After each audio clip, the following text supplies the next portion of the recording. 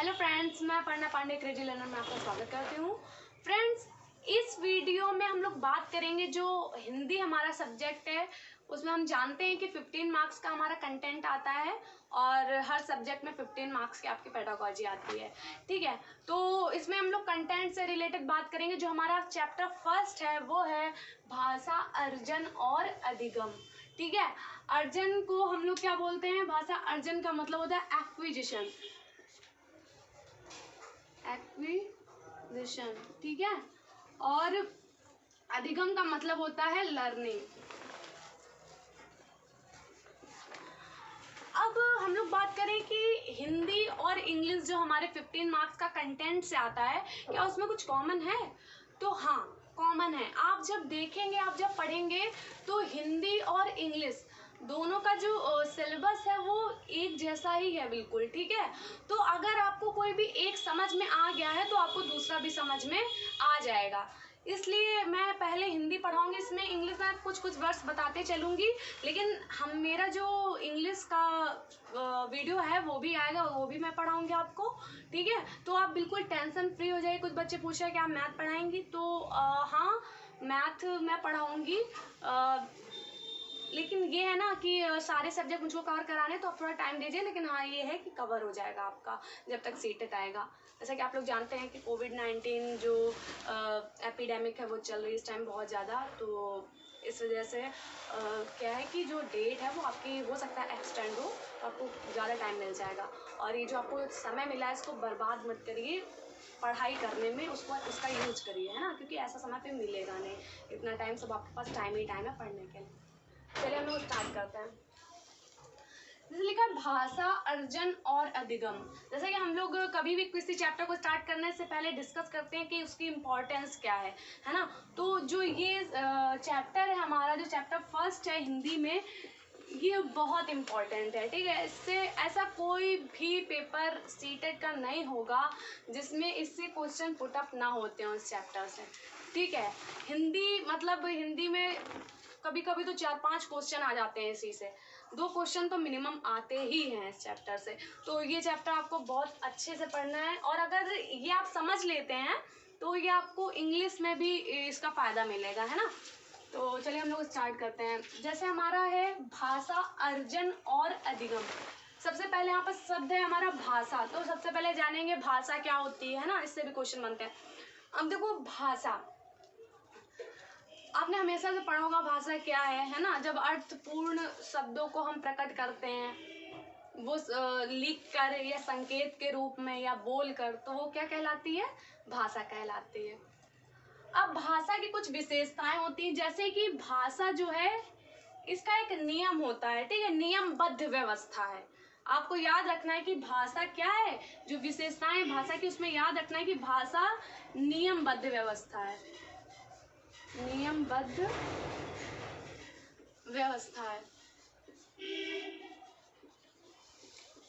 और क्या क्या है भाषा की विशेषताओं में, ये आपको ध्यान रखना इसलिए जरूरी क्योंकि क्वेश्चन बनते हैं। मैं हमेशा वही पढ़ाऊंगी जिससे क्वेश्चन बनते हैं।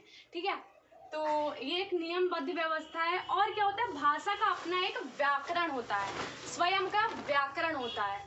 ठीक है, जिसका व्याकरण होगा उसको ही हम भाषा बोलेंगे, जिसका खुद का स्वयं का व्याकरण होता है। ठीक है, तो इसका स्वयं का व्याकरण होता है। कोई भी भाषा होगी उसकी स्वयं का व्याकरण होगा, ग्रामर होगी।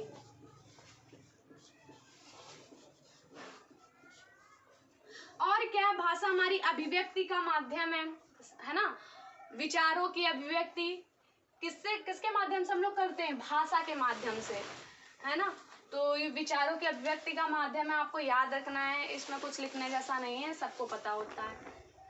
चलिए, ये हो गया हमारा कि भाषा क्या है, भाषा की विशेषताएं हो गई।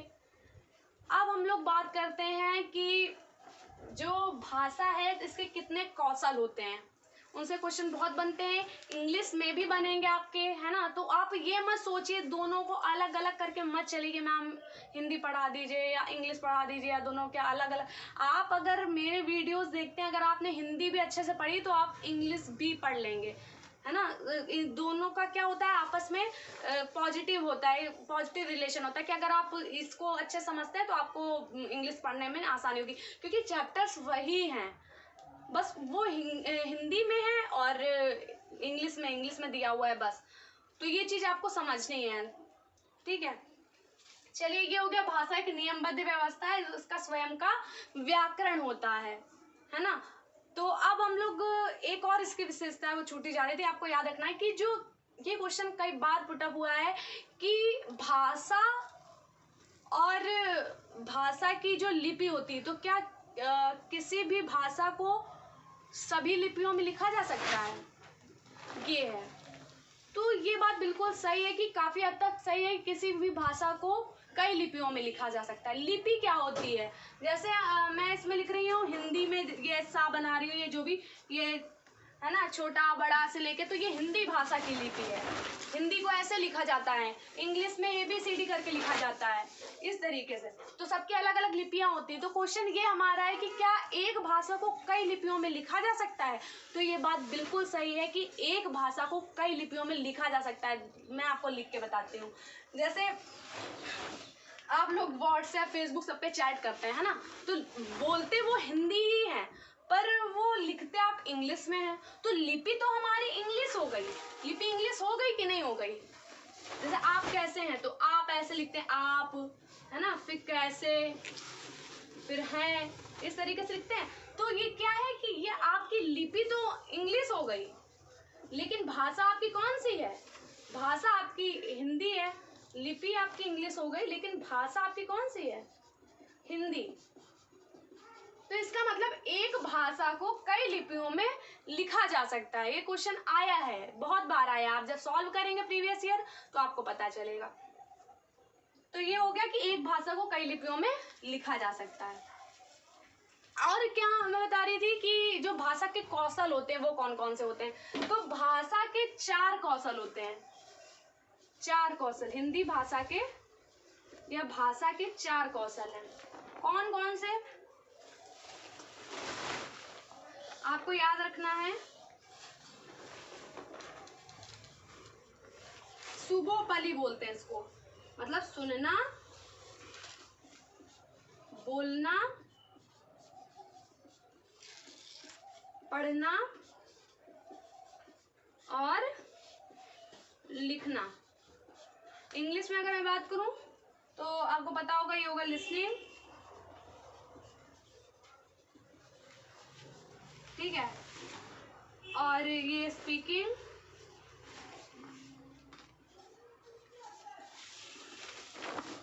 रीडिंग और राइटिंग।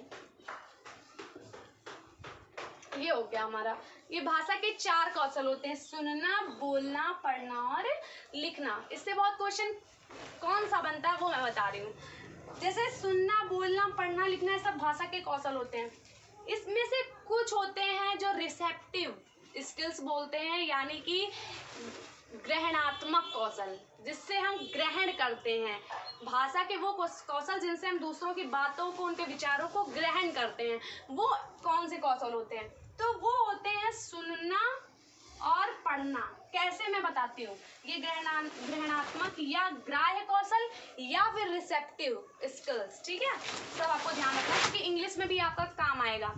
तो ये ग्राह्य कौशल, ग्राह्य या ग्रहणात्मक। कैसे कैसे रटना नहीं, आपको समझना है कैसे। सुनना, कोई बोल रहा है, ठीक है, आप उसकी बातें सुन रहे हो, तो वो तो बोल रहा है लेकिन आपके कानों के अंदर से वो जा रही हैं, है ना, आपको वो समझ आ रही है, तो वो आप ग्रहण कर रहे हो उसकी बातों को कहीं ना कहीं। तो क्या होगा, ग्राह्य कौशल या रिसेप्टिव स्किल्स, ठीक है।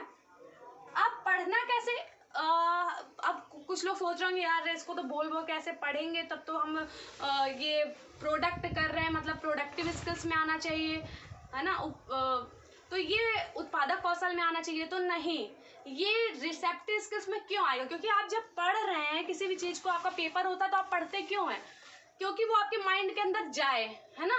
पढ़ेंगे आप तो वो चीज़ आपके अंदर जाएगी, आप उसको समझेंगे। तो ये होता है पढ़ना। पढ़ना हमेशा एक ग्राह्य कौशल होता है, क्योंकि आप उससे समझते हैं, जो बातें हैं उनको अपने अंदर निहित करते हैं। तो ये क्या हो गया, पढ़ना हमारा कौन सी स्किल है, ये हमारी रिसेप्टिव या ग्राह्य कौशल या ग्रहणात्मक कौशल है।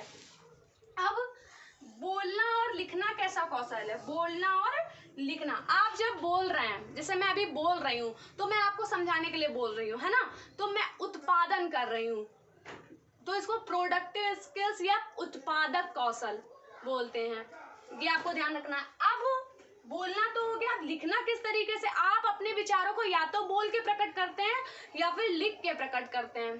तो लिख के प्रकट करते हैं, तो लिखते हैं तब भी आपके अंदर का जो नॉलेज है वो बाहर जा रहा है, आप किसी को दे रहे हैं, आप पेपर में इसी तरीके लिखते हैं, तो ये सब क्या है?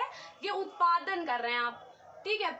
तो प्रोडक्टिव स्किल्स या उत्पादक कौशल बोलते हैं इनको। आपको समझ में आ गया होगा बोलना और लिखना क्या है? उत्पादक कौशल है। इंग्लिश में आप लोग ध्यान रखते चलिए और कभी बांट के मत रखा करिए कि ये इंग्लिश में या ये हिंदी में। आपका जो एग्जाम है वो हिंदी और इंग्लिश दोनों में होता है, और कभी कभी हमें हिंदी की चीजें समझ आती हैं और कभी कभी हमें इंग्लिश की चीजें समझ आती हैं। तो आप अगर बांट के चलेंगे तो आप बहुत ज़्यादा कंफ्यूज हो जाएंगे। देखिए, हिंदी हमारी मदर लैंग्वेज, अगर आपको हिंदी नहीं समझ में आ रही है तब तो भी बहुत मतलब बुरी बात है। आपको हिंदी तो समझ आनी ही चाहिए, अगर नहीं आ रही तो मैं हिंदी और इंग्लिश दोनों में ही समझा रही हूँ, आप समझने का प्रयत्न कीजिए। और हिंदी भी आती है, अगर आपने हिंदी फर्स्ट लैंग्वेज या सेकंड लैंग्वेज कुछ भी लिया है तो सिलेबस यही है उसका, ठीक है। चलिए, हो गया ग्राह्य कौशल, ये उत्पादक कौशल, इसको रिसेप्टिव स्किल्स, ग्राह्य कौशल को रिसेप्टिव स्किल्स और उत्पादक कौशल को प्रोडक्टिव स्किल्स बोलते हैं। इससे क्वेश्चन आते हैं, ठीक है, आपको ध्यान रखना है। चलिए, ये हो गया हमारा, ठीक है, कि इसके कौन कौन से कौशल है भाषा के, और क्या क्या हमें पढ़ना है इसमें। अब हम लोग आगे बात करेंगे कि अब भाषा अर्जन क्या है और भाषा अधिगम क्या है।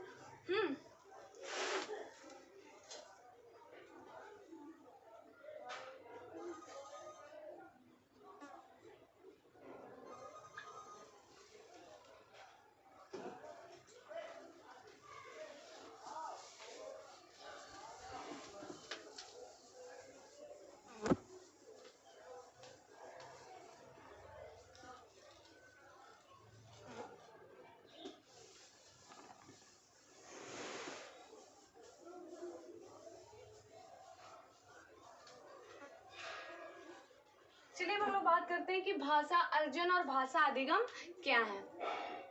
तो भाषा अर्जन मतलब एक्विजिशन क्या है? भाषा अर्जन वो है कि जब आप, ठीक है, बिना प्रयत्न के किसी भाषा को सीख जाते हैं, अपने भाषाई परिवेश से, अपने जो चारों तरफ का इन्वायरमेंट है उससे सीख जाते हैं, बिना प्रयत्न के, सहज रूप से। ये बहुत बार क्वेश्चन आया कि भाषा जो अर्जन है वो कैसी क्रिया है, तो सहज क्रिया है, मतलब अपने आप हो जाती है सरलता से, आपको यहाँ पर कुछ करने की जरूरत नहीं होती, प्रयत्न करने की जरूरत नहीं है। एग्जाम्पल देके मैं आपको समझाती हूँ। जैसे आप की जो मदर लैंग्वेज होती है, जब बच्चा जन्म लेता है तो क्या करता है, जब बच्चा जन्म लेता है तो क्या उसको सिखाया जाता है कि मतलब ये हिंदी भाषा ऐसे बोलते हैं, इसका ये व्याकरण है, ऐसे बोलना है तुमको, ऐसा तो नहीं है ना। वो धीरे धीरे आपस में लोगों को बातचीत करते हुए सुनता है, अपने आसपास के लोगों से, और फिर वैसे ही वो क्या हो जाता है, सीख जाता है उस चीज को। तो ये कहलाता है भाषा का अर्जन, कि वो बच्चा क्या है, वो अपने आप ही आत्मसात कर लेता है, उस चीज को सीख लेता है, उसको सिखाने की जरूरत नहीं पड़ती है। तो ये बच्चे की जो पहली लैंग्वेज मतलब मदर लैंग्वेज जो होती है, वो बच्चा भाषा के अर्जन के माध्यम से ही सीखता है, अपने परिवेश से सीखता है ना। चलिए, ये हो गया हमारा भाषा अर्जन। अब भाषा अर्जन मैंने बताया कि भाषा अर्जन कैसी प्रक्रिया है। भाषा अर्जन एक सहज प्रक्रिया है, मतलब सहज क्रिया, सहज मतलब अपने आप हो जाती है, सरल क्रिया है, ठीक है, अपने आप हो जाती है। ये भाषा अर्जन जो है वो बच्चे को किसी प्रयत्न करने की जरूरत नहीं होती है। चलिए, ये हो गया। अब भाषा अधिगम क्या है? अधिगम का मतलब होता है सीखना, लर्निंग। तो बच्चा जब अपनी सेकंड लैंग्वेज, मदर लैंग्वेज के अलावा जो भी है, जैसे इंग्लिश हमारी है, वो जब सीखता है तो उसमें जो रूल्स होते हैं उनको सीखता है, उनका उसका ग्रामर सीखता है। इस तरीके से फिर वो भाषा सीखता है, मतलब अपने प्रयत्न द्वारा सीखता है। उसको इन्वायरमेंट से वो नहीं मिली होती, वो प्रयत्न उसको सीखने जाता है, ठीक है, स्कूल में सिखाई जाती है। इस तरीके से जो बच्चा प्रयत्न से सीखता है जो भाषा, वो क्या कहलाती है, भाषा का अधिगम कहलाता है। और जब भाषा स्वयं ही, बच्चा स्वयं ही भाषा का को आत्मसात कर लेता है अपने इन्वायरमेंट से, तो वो क्या कहलाता है, भाषा का अर्जन, एक्विजिशन कहलाता है। और अर्जन ज्यादा अच्छा होता है अधिगम के अपेक्षा, क्योंकि बच्चा अर्जन करके उसको मेहनत नहीं करनी पड़ती, साफ सीधी बात है, वो एनवायरनमेंट से सीख जाता है, लोगों को बातचीत करते हुए सुनता है, वो चीज उसके मन में आती है और वो भी उसी तरीके से रिएक्ट करना स्टार्ट कर देता है। बट अधिगम में उसको प्रयत्न से उस चीज को सीखना पड़ता है। तो समझ आ गया होगा आपको कि ये क्या है, भाषा अर्जन क्या है और भाषा अधिगम क्या है, ठीक है। एक और चीज कि जो भाषा के विभिन्न रूप होते हैं, ठीक है, तो वो कौन कौन से होते हैं। जैसे भाषा के विभिन्न रूप, जैसे भाषा और बोली में अंतर क्या है, ये क्वेश्चन बहुत बार आया है, तो मैं ये भी आपको बता दे रही हूँ, आप समझ लीजिए, नोट कर लीजिएगा कि भाषा और बोली में क्या डिफरेंस है। तो मैंने जो बताया था कि भाषा एक स्वयं का व्याकरण होता है, और भाषा जो है वो एक बड़े क्षेत्र में भी बोली जाती है, और लेकिन जो बोली होती है, बोली वो एक सीमित क्षेत्र में बोली जाती है, ठीक है। और क्या बताया था कि मतलब जो भाषा है उसका स्वयं का एक व्याकरण होता है, परंतु बोली में ऐसा नहीं होता है, तो ये भी आपको ध्यान रखना है। चलिए अब हम लोग आते हैं अपने नेक्स्ट पॉइंट पे, जिससे बहुत बार क्वेश्चन पुट अप हुए हैं। आप एग्जाम देने जा रहे हैं सीटेट, या फिर आप प्राइमरी देंगे, या फिर आप कौन सा देंगे, अपर प्राइमरी देंगे, तो वहाँ बच्चे जो हैं वो बहुत छोटे होते हैं, 14 साल से नीचे ही होते हैं, है ना। तो आपको ये बात याद रखना है कि जो आपसे ये क्वेश्चन बहुत बार, लगभग सारे ही सीटेट के जो एग्जाम हुए उसमें पुट अप हुआ है कि जो आपका उद्देश्य क्या है। प्राथमिक बच्चों के लिए, जो प्राथमिक कक्षा में जो बच्चे आते हैं, उनको भाषा शिक्षण आप करा रहे हैं, तो आपका उद्देश्य क्या है।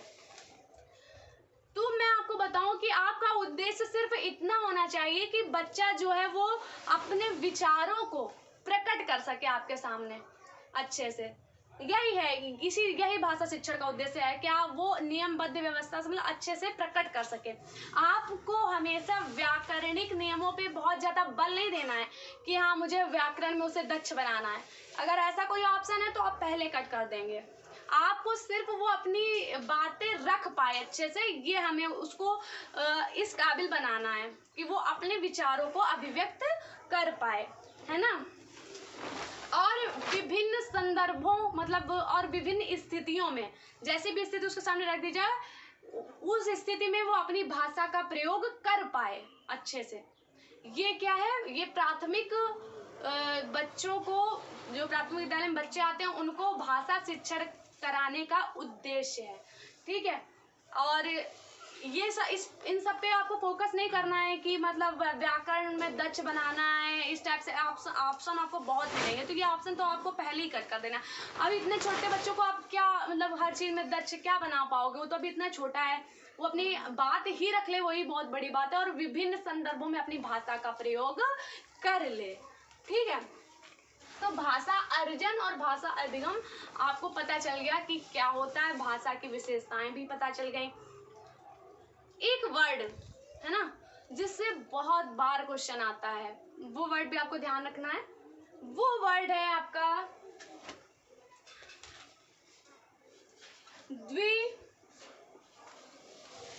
द्विभाषिकता।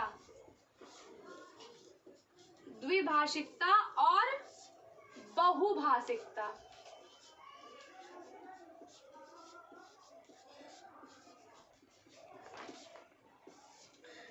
द्विभाषिकता और बहुभाषिकता क्या है, जैसे कि आपको नाम से ही पता चल रहा है कि द्विभाषिकता और बहुभाषिकता। जब बच्चा अपनी मदर लैंग्वेज के अलावा भी कोई दूसरी लैंग्वेज सीखता है, जैसे मान लीजिए आपकी मदर लैंग्वेज हिंदी है और आप इंग्लिश आपको पढ़ाई जा रही है, आप इंग्लिश भी सीख रहे हैं, ठीक है, आपको दोनों लैंग्वेज आ गई, तो वो कहलाएगा द्विभाषी। ठीक है, जब दो भाषाओं का ज्ञान, द्विभाषिकता मतलब दो भाषाओं का ज्ञान हो जाता है बच्चे को। और बहुभाषिकता का मतलब होता है जब दो से ज्यादा भाषाओं का, जैसे आप मान लीजिए आपको हिंदी आती, इंग्लिश आ गई आपको, और आपने फ्रेंच, जर्मन, इस टाइप से कोई भी भाषा सीख ली या बच्चे ने सीख ली, तो वो बहुभाषी बच्चा कहलाएगा। तो ये बात आपको हमेशा ध्यान रखनी है कि बहुभाषिकता हमेशा पॉजिटिव चीज है। अगर आपकी क्लास में बहुभाषी बच्चे हैं तो ये आपके लिए एक अवसर है, एक अवसर उपलब्ध कराता है, आपको एक अपॉर्चुनिटी देता है कि आप बच्चों को और भी अच्छे ढंग से पढ़ा सके, है ना। ये एक पॉजिटिव पॉइंट है कि आपको हमेशा ध्यान रखना है, इसको नेगेटिव नहीं लेके चलना है। कि अगर एक बच्चा, मान लीजिए आप कहीं पर ऐसी जगह पोस्टेड होते हैं जहाँ पर बहुत सारी, ये क्वेश्चन आया है, ये पेडागोजी में बहुत बार पूछा जाता है, तो इसलिए मैं यहाँ पर ये डिस्कस भी कर दे रही हूँ कि बहुभाषिकता हमेशा आपको पॉजिटिव लेके चलना है। आपसे पूछा जाएगा कि मान लीजिए आप कहीं ऐसी जगह पोस्टेड जहाँ पर बहुत सारे बच्चे जो हैं अलग अलग लैंग्वेज बोलते हैं, तो ये क्या है, ये अधिगम के लिए एक परेशानी है, इस तरीके से एक रुकावट है, ऐसे ऑप्शन देगा।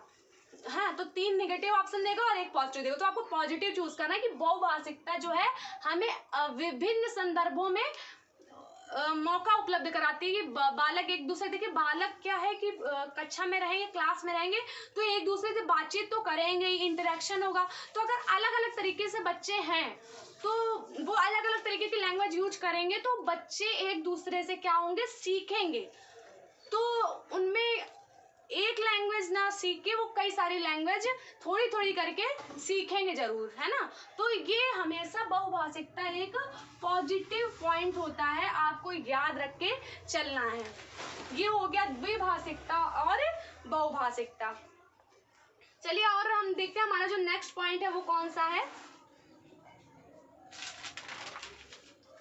हाँ, अब हमारा जो इम्पोर्टेंट पॉइंट आ रहा है वो हमारा है जो भाषा के जो तत्व है जिनसे क्वेश्चन बहुत बार पूछा जाता है। तो एक है जैसे स्वनिम, आपसे पूछा जाएगा कि स्वनिम क्या है।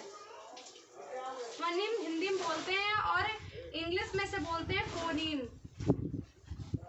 आपको इंग्लिश में ध्यान रखते हुए चलना है। अगर द्विभाषिकता की बात करूँ तो ये हो जाएगा बाइलिंगुअलिज्म और ये हो जाएगा पॉलीग्लॉटिज्म, है ना, इस तरीके से। तो स्वनिम या फोनीम क्या है, ये भाषा की सबसे छोटी इकाई लेकिन अर्थविहीन इकाई होती है। ठीक है, भाषा की ध्वनि की सबसे छोटी इकाई होती है और ये अर्थविहीन होती है। जैसे अर्थविहीन सबसे छोटी इकाई, अर्थविहीन और ध्वनि की सबसे छोटी इकाई, आपको याद रखना है, ध्वनि की सबसे छोटी इकाई है ये। जैसे जैसे हम ले लें छोटा, ठीक है, छोटा ले लिया या छोटी, बड़ी, तो ये सब क्या हो जाएगा, ये सब इनका कोई अलग से हम देखें तो इनका कोई अलग से अर्थ नहीं होता है। ये ध्वनि की सबसे छोटी इकाई, तो इनको ही बोलते हैं हम लोग स्वनिम या फोनीम। ठीक है, एक वर्ड हमारा और आता है, वो आता है आपका स्वनिम के अलावा एक आता है, एक मिनट,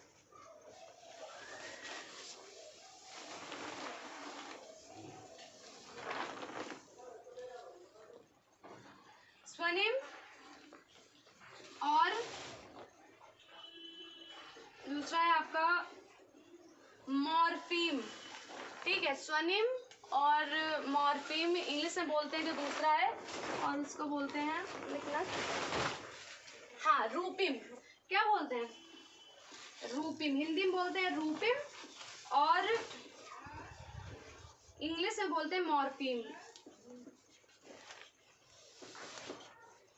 क्या है रूपिम, तो ये भाषा की सबसे छोटी इकाई ये भी होती है, बट ये अर्थ पूर्ण होती है, अर्थपूर्ण भाषा की सबसे छोटी इकाई। ठीक है, अर्थपूर्ण। तो आप जानते हैं कि शब्द होते हैं, शब्द ही हैं जो अर्थपूर्ण होंगे, साफ सीधी बात है। तो वो तो ध्वनि की सबसे छोटी इकाई थी हमारी, कौन सी थी? स्वनिम। हाँ, और जो ये रूपिम है, ये क्या है कि जो भाषा की सबसे छोटी इकाई है, लेकिन ये अर्थपूर्ण है। तो अर्थपूर्ण आप कोई भी छोटा छोटा शब्द ले लेंगे, जैसे राम, है ना, तो ये भी क्या है? ये हमारा मॉर्फीम है, क्योंकि ये शब्द ही ले पाएंगे, क्योंकि अर्थपूर्ण शब्द ही होते हैं। तो इसलिए क्या है? अर्थपूर्ण भाषा की सबसे छोटी इकाई।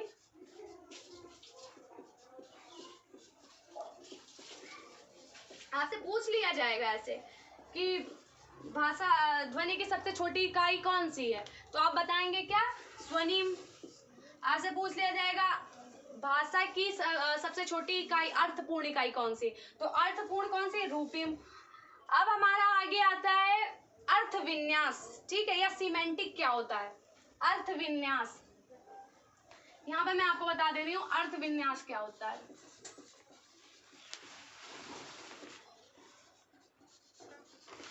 या सीमेंटिक।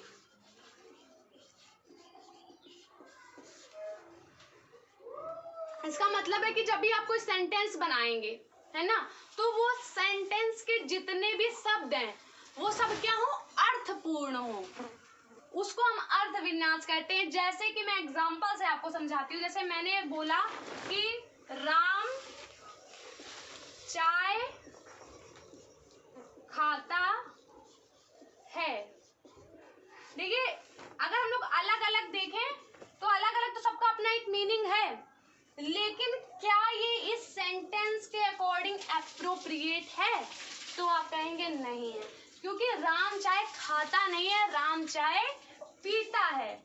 तो इसलिए क्या हो गया? ये सीमेंटिक, मतलब अगर इसके अर्थ विन्यास देखें तो गलत था, है ना। आपसे पूछ लिया जाएगा, ऐसे ही पूछ लिया जा सकता है कि निम्न में ऐसे सेंटेंस दे दिया, इसमें क्या कमी है, तो इसका अर्थ विन्यास गलत है, आप ऐसे बताएंगे, तो सीमेंटिक एरर है। तो राम चाय खाता नहीं, राम चाय पीता है। तो ये होता है सीमेंटिक या अर्थ विन्यास की जो भी सेंटेंस में जो भी शब्द प्रयुक्त हुए हो वो अर्थपूर्ण हो, है ना। ये हो गया हमारा। चलिए, जो नेक्स्ट हमारा आता है वो नेक्स्ट हमारा कौन सा है? जो फोर्थ अगर हम बात करें तो वो हमारा है वाक्य विन्यास। वाक्य विन्यास।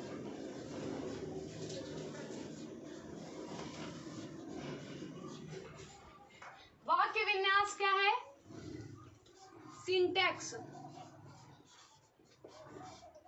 सिंटैक्स, वाक्य विन्यास।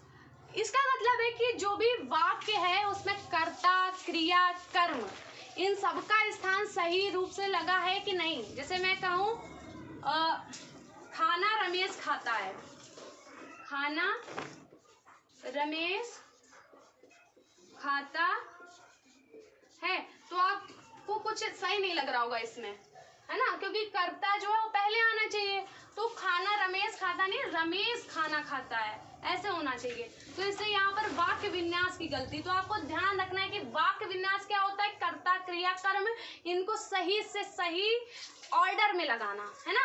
और ये क्या होता है? अर्थ विन्यास का मतलब कि जो भी वाक्य में शब्द हैं उनका जो अर्थ है वो सही होना चाहिए वाक्य के अकॉर्डिंग। स्वनिम क्या है? ध्वनि की सबसे छोटी इकाई है। और रूपिम क्या है या मॉर्फिम क्या है? भाषा की सबसे छोटी अर्थपूर्ण इकाई है, और स्वनिम अर्थविहीन इकाई है। ये आपको याद रखना है। तो चलिए, ये हम लोग ने भाषा के विषय में जाना, जो भाषा के तत्व हैं उनके विषय में जाना। अब हम लोग बात करेंगे कि जो भाषा विकास की अवस्थाएं हैं वो कौन कौन सी हैं, ठीक है। तो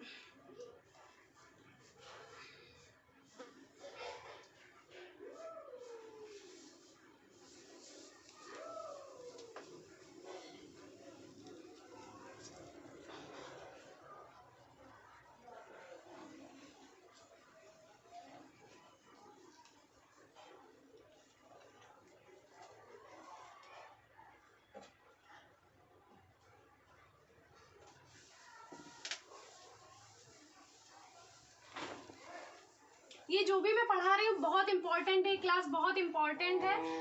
भाषा विकास की अवस्थाएं पढ़ने के बाद जो मेरा नेक्स्ट वीडियो आएगा वो भी बहुत इंपॉर्टेंट होगा, और वो आएगा कि जो अलग अलग मनोवैज्ञानिक हैं, उन्होंने भाषा विकास को किस तरीके से देखा, उसमें कौन कौन से स्टेटमेंट दिए हैं। ठीक है, तो नेक्स्ट वीडियो मेरा इससे रिलेटेड होगा। अभी हम लोग बात करेंगे कि भाषा विकास की अवस्थाएं कौन कौन सी हैं। ठीक है, तो इससे पहले जो एक इम्पोर्टेंट चीज छूटी जा रही थी वो भी हमें ध्यान रखना है। शब्दांश क्या क्या होता है, शब्दांश क्या है। ठीक है, शब्दांश जिसको हम लोग बोलते हैं, इंग्लिश में बोलते हैं सिलेबल, सिलेबल। ठीक है, ऐसे बोलते हैं। तो शब्दांश क्या है, देखिए शब्दांश मैं आपको समझा के बता सकती हूँ कि ये है क्या। जैसे हमने लिखा वाटर इंग्लिश में, इंग्लिश हिंदी दोनों आपको लेके चलना है तभी आप समझ पाओगे। ठीक है, तो वाटर, तो वाटर में अगर हम शब्दांश देखें तो दो हैं। कैसे, जैसे एक व और दूसरा टर। कैसे, क्योंकि इसमें देखिए एक वॉवेल ये है, स्वर है ना, ये लगा हुआ है, और एक स्वर ये लगा हुआ है। तो जब स्वर से ही हम उसको अलग अलग कर देते हैं कि एक स्वर हो गया तो यहाँ से एक शब्दांश अलग हो गया। अब ये दूसरा शब्दांश यहाँ पर है क्योंकि इन दोनों के बीच में एक स्वर है। समझ में आया? इस तरीके से शब्दांश या सिलेबल होते हैं।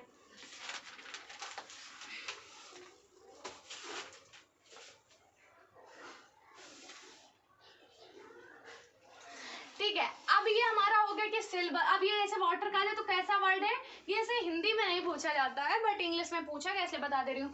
तो शब्दांश क्या है, टू, ये जो वाटर है ये टू सिलेबल वर्ड है। कैसे, व और टर, एक वॉवल होता है एक शब्दांश, मतलब एक शब्दांश में या एक सिलेबल में एक वॉवल होता है। तो एक वॉवल से हमने इसको अलग कर दिया, एक वॉवल से इसको अलग कर दिया, तो ये टू सिलेबल वर्ड हो गया।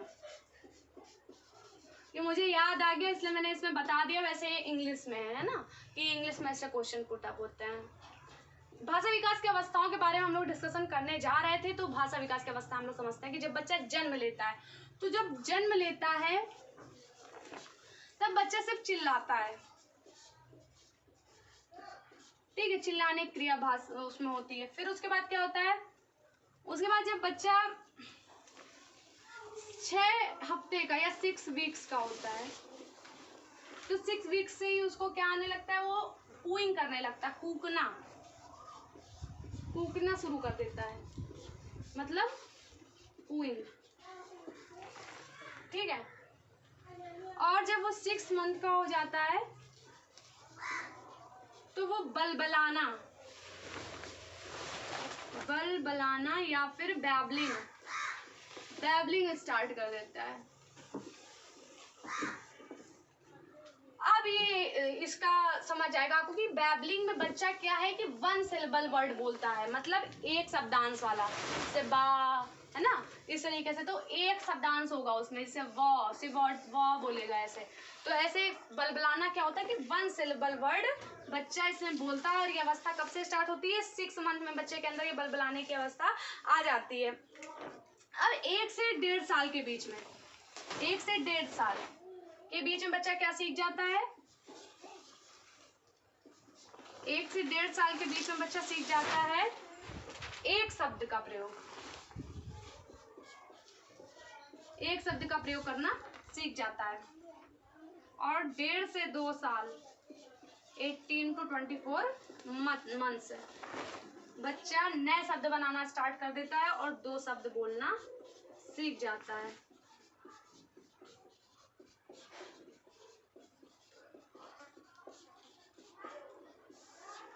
इस तरीके से ये जो छोटे में भाषा विकास की अवस्थाएं होती है वो मैंने बता दिया।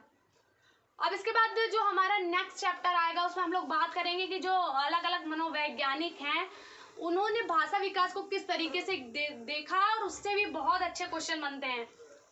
आज हम लोगों ने डिस्कस किया कि भाषा क्या है और भाषा अधिगम अर्जन क्या है, और भी कई सारी चीज़ें जिनसे क्वेश्चन पुट अप होते हैं। तो आपको ये बहुत अच्छे से ध्यान रखना है। और मेरी क्लास कैसी लगी आपको कमेंट करके ज़रूर बताइए, क्योंकि कमेंट से मोटिवेशन मिलता है।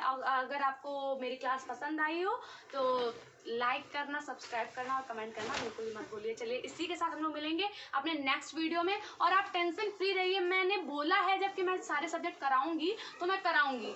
अभी आप देख रहे हैं कि जो डिजीज़ चल रही है कोविड-19 वो बहुत ज़्यादा इस समय फैली हुई है, तो इस समय आपके पास मौका भी है पढ़ने का, तो आप पढ़ने पर फोकस कीजिए, ठीक है। तो जो भी वीडियो आ रहे हैं उनको प्रिपेयर रखिए और मैं आपका सिलेबस ज़रूर कंप्लीट करवाऊंगी। इसी के साथ मिलते हैं हम लोग अपने नेक्स्ट वीडियो में, तब तक के लिए थैंक यू।